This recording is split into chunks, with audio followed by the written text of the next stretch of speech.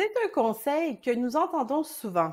Ne pas prétendre être quelqu'un que nous ne sommes pas. Et c'est tout à fait vrai. Par contre, il ne faut pas utiliser ce conseil comme une excuse pour ne pas s'améliorer.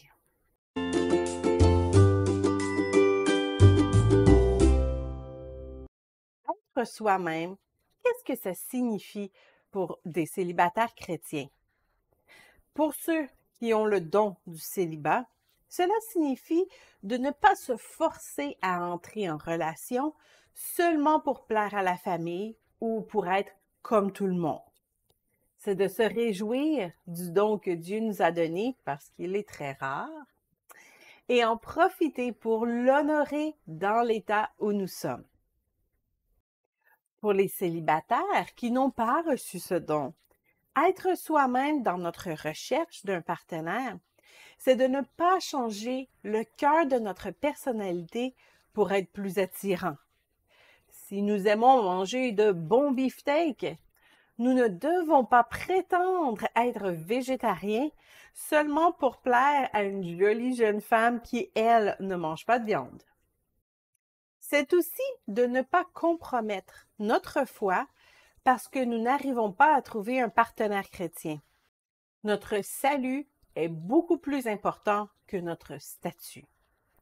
Il ne faut pas changer le cœur de notre personnalité, les valeurs qui sont essentielles pour nous, seulement pour être acceptés par la majorité. C'est vrai en amour, mais aussi dans tous les domaines. Nous allons toujours regretter de sacrifier notre moralité, nos principes fondamentaux, notre caractère pour entrer dans un moule. Il ne faut donc jamais forcer une autre personne à abandonner ses valeurs profondes, ses passions et sa personnalité pour entrer en relation avec elle. Mais être soi-même a tout de même ses limites. Nous ne devons pas garder nos défauts sous prétexte que nous voulons rester nous-mêmes. Nous devrions toujours être en train de nous améliorer. Derrière les paroles « il va m'accepter comme je suis ou sinon il ne me mérite pas » se cache beaucoup d'orgueil. Et l'orgueil est un péché dont il faut se défaire. Une citation de l'auteur américain Max Lucado résume très bien la situation.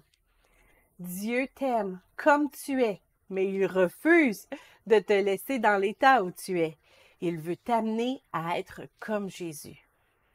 Nous ne devons jamais sacrifier nos valeurs ou notre personnalité, mais nous devons sacrifier nos mauvaises habitudes et nos défauts. Nous ne devons pas changer notre apparence pour séduire une personne, mais il n'est pas mauvais non plus de faire des efforts pour nous présenter à notre meilleur. Non seulement lors d'un premier rendez-vous galant, mais dans tous les domaines de notre vie. Nous sommes les représentants de Dieu sur la terre. Nous devons travailler à ressembler de plus en plus à Christ et prendre soin du temple du Saint-Esprit, comme le dit 1 Corinthiens 6, 19. Nous avons tous des journées où nous revêtons des pantalons mous, mais nous ne pouvons pas les porter en permanence en espérant qu'un ou une célibataire nous acceptera comme ça.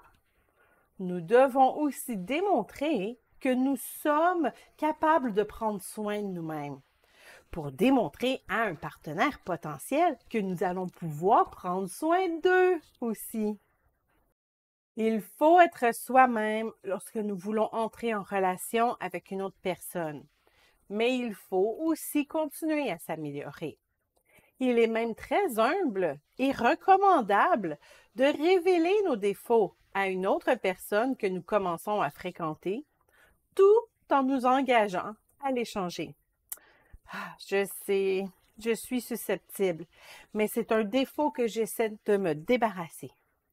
Et non pas déclarer « Ah ben, hein, je suis comme ça, je suis susceptible.